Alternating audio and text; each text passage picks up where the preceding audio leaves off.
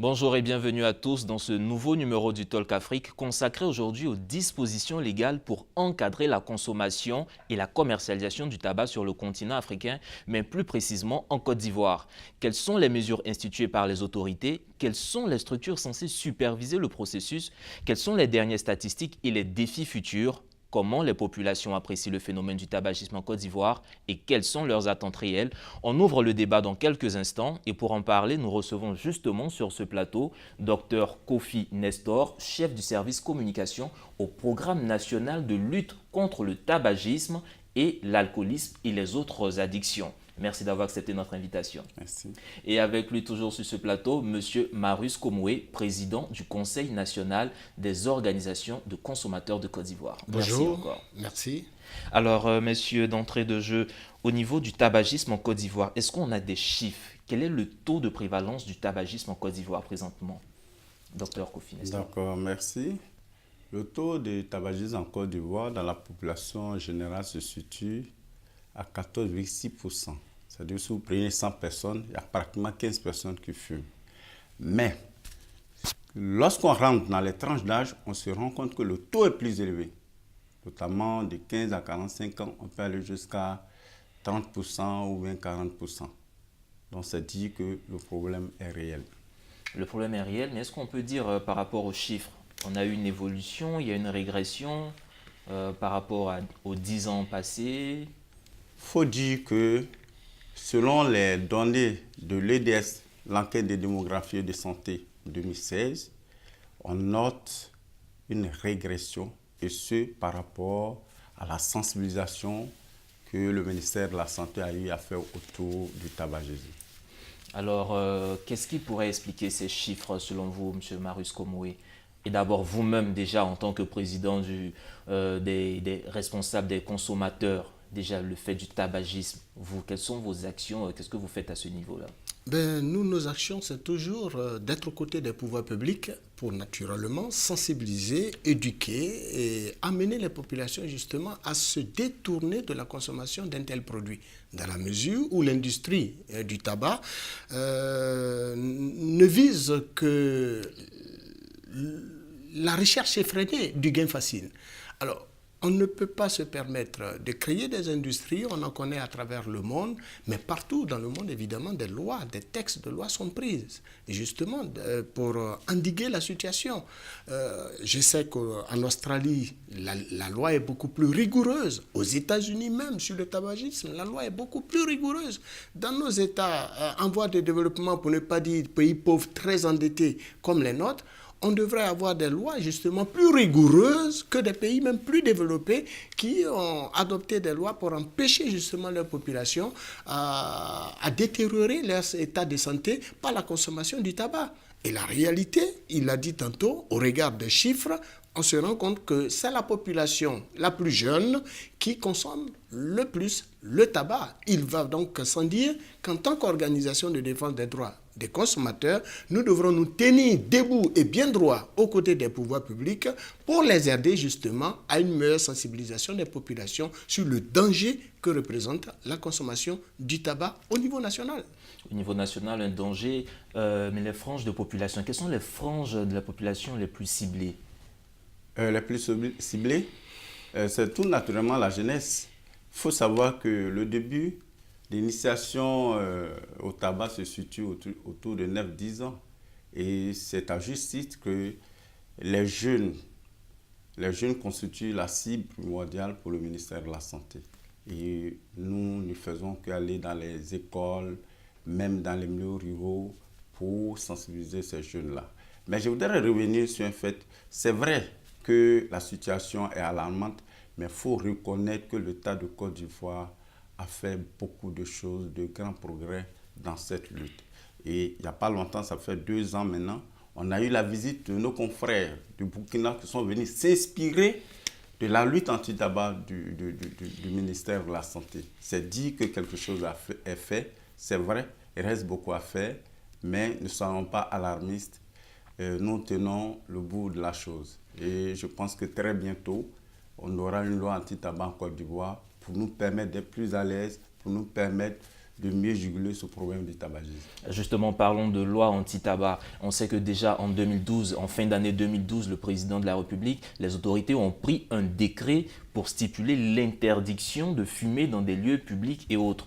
6 ans, 7 ans après, qu'en est-il de cette loi, de ce décret? Décret d'ailleurs que nous avons salué de tous nos voeux dans la mesure où nous nous inscrivons totalement dans la droite ligne de la volonté de l'État de mettre un terme à une consommation tout azimut du tabac par la population la plus jeune de ce pays, dont l'État en aura besoin pour la construction, pour le développement, pour l'harmonie de ce pays en termes de construction de son, d'ascension du pays vers justement son développement harmonieux. Mais si nous n'avons pas perçu bien parfaitement qu'une population en bonne santé, pour que nous ayons un pays développé, il faut que ce pays soit doté d'une population en bonne santé. Or, l'élite de demain, c'est la jeunesse. Or, cette jeunesse aujourd'hui détériore son état de santé par une consommation tout azimut du tabac. Donc, il était de notre devoir, il était plus que primordial pour nous, organisations de défense et de protection des intérêts des consommateurs, d'être aux côtés des pouvoirs publics, non seulement au niveau du ministère de la Santé, dans la perspective de la prise d'une telle loi, mais surtout sensibiliser nos parlementaires sur la nécessité de légiférer sur de telles dispositions légales et permettre également, enfin, au président de la République d'en le décret d'application pour que justement cette loi soit une réalité et qu'elle soit contraignante pour tous les grands fumeurs que nous connaissons. D'ailleurs, et il peut le témoigner, il est bien évident qu'aujourd'hui, au niveau du milieu scolaire, les jeunes gens qui s'adonnent à la cigarette, l'on le reconnaît de façon claire et directe, sont les plus indisciplinés. Quand vous commencez à fumer, eh bien, vous perdez une bonne partie de votre capacité de coercition, d'intellection. Il est donc évident que permettre justement éduquer nos populations, nos jeunes populations, à ne pas aller vers la consommation du tabac est salutaire pour le développement de ce pays et pour surtout ce que nous recherchons comme population en possession de toutes les facultés physiques et mentales, en termes donc de contribution. Je vous l'ai dit plutôt que toutes leurs compétences physiques, toutes leurs compétences physiques et intellectuelles leur permettant justement de contribuer au bon développement de ce pays. Bon développement de ce pays. Alors, je vais revenir sur la question. Vous allez donner votre avis. 7 ans après, qu'est-ce qui freine cette loi-là, ce décret-là, de s'appliquer correctement en Côte d'Ivoire?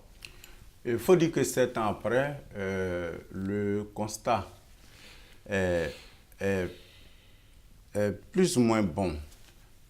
Plus ou moins bon. Bon en partie, pourquoi? Parce que quand vous prenez les bars climatisés et les boîtes de nuit, par le passé, un asthmatique ne pouvait pas mettre le nez dans une boîte de nuit. Par le passé, ce n'était pas possible. Aujourd'hui, pratiquement dans toutes les boîtes climatisées, il est interdit de fumer et les gens ne fument pas. Dans les bars climatisés, c'est pareil. Le problème, c'est le problème des maquis ouverts et semi-clos. Les espaces ouverts, c'est là on a des problèmes. Et au niveau des transports en commun. Et il faudrait que les gens comprennent que il ne s'agit pas, comme je l'ai dit, ce n'est pas une interdiction stricto sensu. L'idéal, c'est que vous ne fumez pas. Parce que, comme l'a dit mon frère Koumoué, vous constituez le capital humain de demain, sur lequel compte la Côte d'Ivoire, qui va promouvoir le devenir de ce pays, le développement de ce pays. Donc, on a besoin des gens sains. Donc, on ne peut pas vous permettre de fumer. Maintenant, si vous décidez de fumer, par courtoisie, nous sommes 3. Si vous décidez de fumer, vous extrayez, vous fumez, vous revenez. C'est simple. C'est une question, je dirais pas d'éducation, mais de courtoisie. Voilà. Donc, on demande aux gens, parce qu'on s'est rendu compte que le tabagisme, il faut savoir que le tabac est toxique sur toutes ses formes. Et le tabagisme passif est plus toxique que le tabagisme actif. C'est-à-dire que si vous asseyez, vous verrez, je vous invite le 31 mai à l'INGS, on aura la journée mondiale sans tabac, il y aura des témoignages. Il y a une jeune dame de 30 ans, elle n'a jamais fumé, elle était toujours à côté de son papa. Depuis sa naissance, le vieux fumait et elle vient de développer un cancer. C'est de ça qu'il s'agit. Dommage. Donc, il faut protéger la population contre la fumée du tabac. Si vous êtes un maquis que vous voulez fumer, vous vous levez, vous finissez, vous venez vous asseoir. C'est simple. Si vous êtes dans votre propre véhicule que vous avez payé, si vous êtes avec vos femmes, vos enfants, vous ne devez pas fumer. Vous fumez, vous revenez prendre la direction de votre voiture pour partir. Parce que vous mettez en péril la santé de ces enfants. C'est de ça qu'il s'agit. Alors, mais vous, à votre niveau, au niveau du programme national de lutte contre le tabagisme, au-delà de cette sensibilisation-là, est-ce que vous avez les moyens effectifs de faire appliquer cette décision? Oui, les moyens sont là. Comme je l'ai dit, au départ, dans les boîtes de nuit, on ne pouvait pas mettre le nez. Mon frère Koumou est là, on a sillonné Abidjan, les boîtes de nuit, pour sensibiliser les gens. Ils lançaient quelque chose. Et comme je l'ai dit, les habitudes, on les acquiert facilement, mais pour les laisser, c'est compliqué.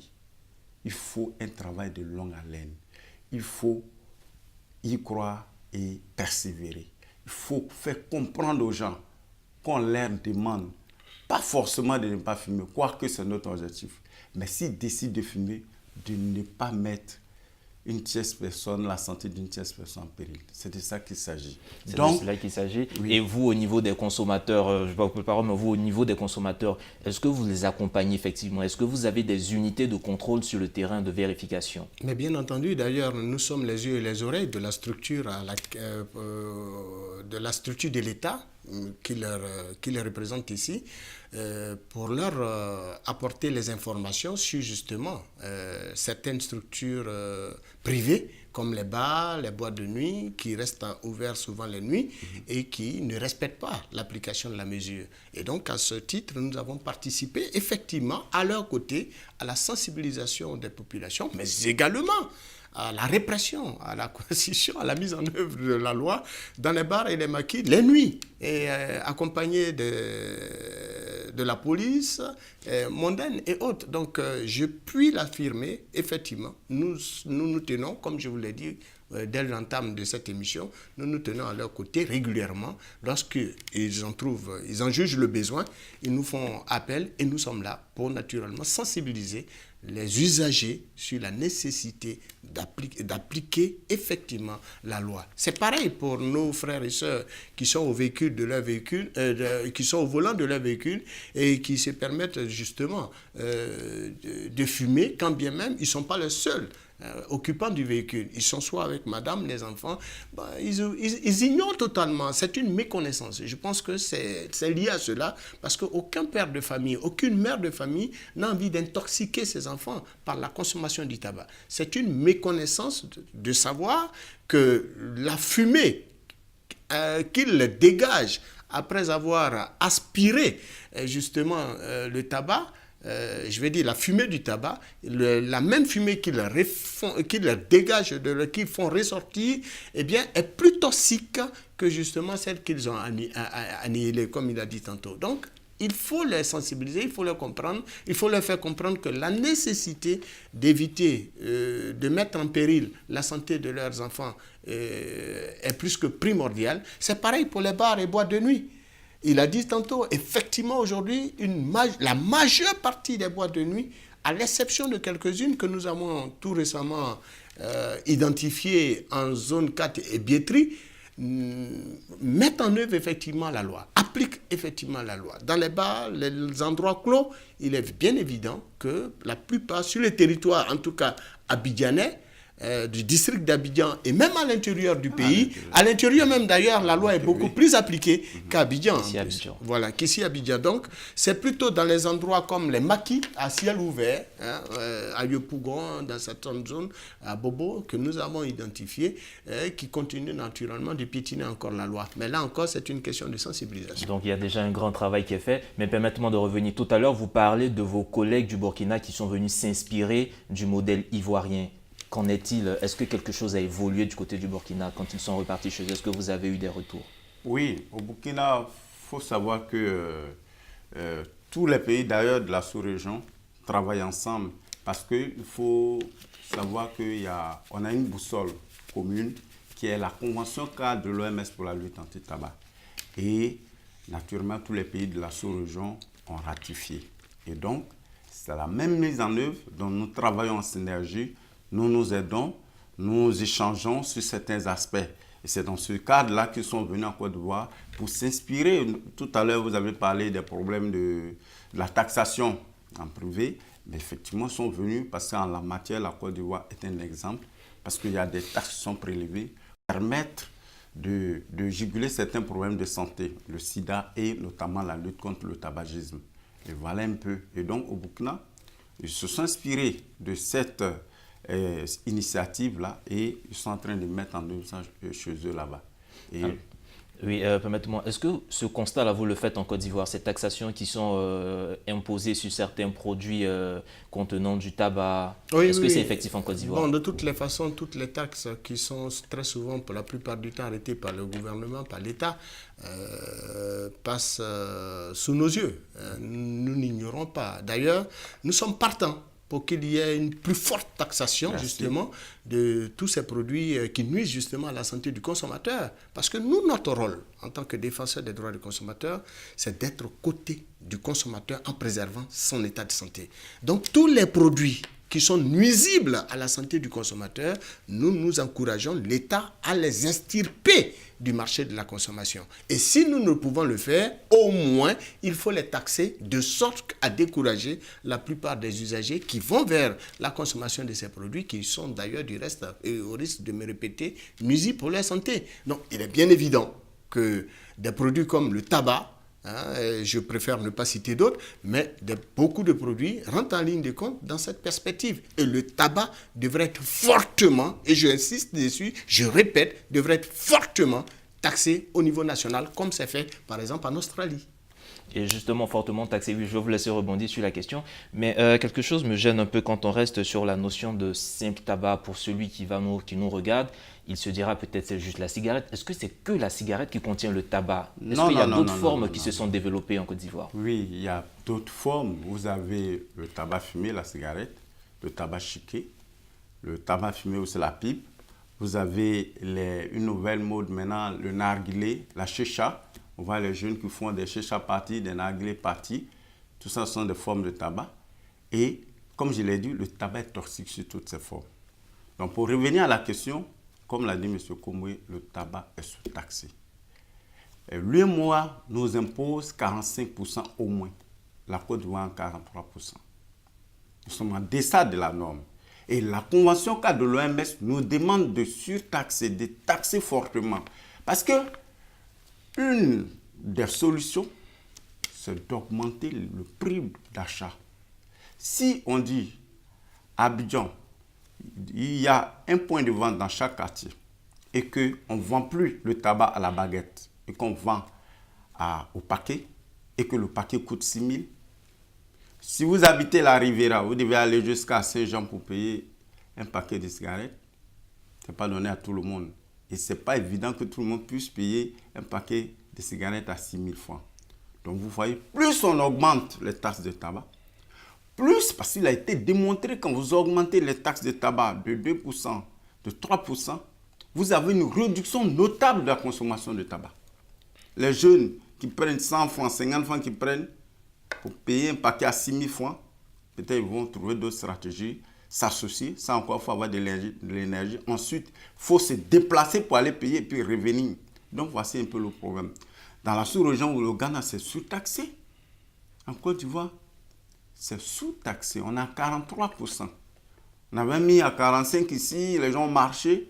Mais le tabac est le produit le plus toxique de la planète. C'est ce qu'il faut comprendre. Le tabac, l'un des produits les plus toxiques de la planète. Le plus toxique de la planète. Mais tout à l'heure, docteur Kofi Nestor vient de dire quelque chose qui me fait un peu tiquer. Quand la décision de passer à 45% a été présentée, il y a eu des marches. Est-ce des consommateurs? Ah non. C'est l'industrie. C'est les acteurs de l'industrie du tabac. Sinon, un véritable consommateur, c'est lui-même pertinemment. On a tous été à un moment de notre vie fumeur. Donc on sait. Pourquoi on s'est tout de suite ressaisi? On est ressorti de ce milieu qui, ma foi, est très dangereux et au risque, encore une fois, de nous répéter, est dangereux pour la santé. D'ailleurs, les industriels même du secteur du tabac présentent les dangers que constitue justement la consommation sans modération de leurs propres produits. Et si vous voyez, comme je le dis toujours, partout ailleurs, et il est strictement interdit de vendre du tabac comme on le fait dans nos États ici, ben tu as raison. Aujourd'hui, nos enfants, derrière les écoles et tout ça, il y a des boutiques de vente de tabac. Mais comment, dans une école, ou aux côtés, derrière, aux alentours d'écoles, on vend du tabac? Mais les enfants vont vers l'achat donc de ces produits, parce que pour ceux qui gagnent de l'argent de poche, dont les parents mettent à leur disposition de l'argent de poche, mais ils ont accès justement à l'achat du tabac. Et pour la plupart, c'est ceux-là même d'ailleurs qui sont les grands consommateurs de tabac. De l'autre côté, vous avez ceux qui n'ont pas les moyens, mais qui veulent suivre la mode en continuant justement à être aux côtés de leurs amis qui ont un minimum de moyens vu le statut social de leurs parents. Et donc, ceux-là aussi se lancent dans la consommation du tabac, mais cela a une incidence, à n'en point douter, sur les résultats scolaires. Tout à fait. Nous tous, on est passés par là. On sait de quoi on parle. Il a fallu qu'on se ressaisisse à un moment donné. Donc si aujourd'hui, nous nous battons contre ce type de produit sur le marché de la consommation, nous ne le faisons pas contre un consommateur. Nous, notre rôle est de protéger la santé du consommateur. Et quand un produit nuit à sa santé, nous avons l'obligation non seulement de lui dire que ce produit qu'il consomme est un danger pour sa santé, c'est pareil pour les produits cancérogènes comme par exemple ces produits de dépigmentation. Même le tabac est cancérogène. Voilà. Le tabac, il est... Non, ça ne se dira pas assez. Oui. Voilà, le tabac est effectivement cancérogène. Les problèmes de cancer de poumon, ça vient d'où? Du tabac, justement, de la consommation justement, du tabac. nous avons quelques chiffres sur cette donnée au niveau des... On sait déjà que le tabac, avec tout ce qu'il fait comme dégâts, il fait perdre à l'État de Côte d'Ivoire environ 28 milliards de francs CFA chaque année. Alors, le décret, il a été présenté en 2012. Il y a un projet de loi. Pourquoi ce décret n'est pas encore arrivé à l'état de loi pour être appliqué devant les parlementaires? Non, mais là encore, il y a des problèmes justement de stabilité au niveau de la gestion de la chose publique. Vous savez, l'un des problèmes aussi de l'Afrique, c'est aussi ça. Hein. On commence avec un gouvernement, le ministre se met sur un dossier, et 2 ans après ou 1 an après, avant même que le dossier n'aboutisse, il est débarqué, on met un autre, le temps de prendre connaissance des dossiers, il aura déjà passé 1 an. Ensuite, quand il commence à prendre connaissance du dossier et s'y mettre pour le faire aboutir, on le débarque, on met un autre. Bon, donc cette instabilité dans les départements ministériels constitue un frein justement à l'aboutissement de la plupart des dossiers. Il n'y a pas que le dossier du tabac, il y a plusieurs textes de loi comme ça, dont celui par exemple de la consommation. Hein? La loi sur la consommation. Nous sommes battus pour que cette loi soit une réalité en vue de venir gonfler tous les mécanismes juridiques qui permettent justement aujourd'hui de défendre les intérêts du consommateur. Mais cette loi reste encore dans les tiroirs. Et pourtant, c'est l'une des lois qui constitue la feuille de route du ministre du Commerce actuel de l'État de Côte d'Ivoire.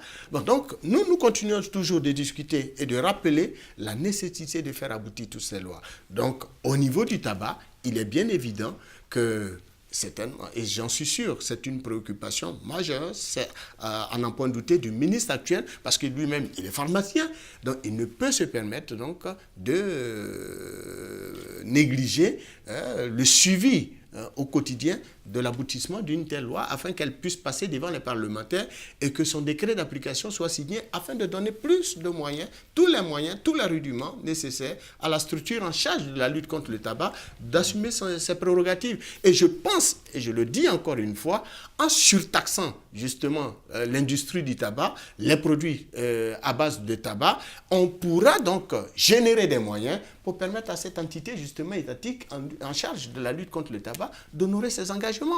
Parce que on ne peut pas aujourd'hui, l'État n'a pas les moyens. Et l'État ne trouve que les moyens par les impôts et les taxes. Et si nous pouvons taxer durement l'industrie du tabac, les ressources générées de cette taxation pourra encore une fois permettre à notre PNL d'assumer ses prérogatives.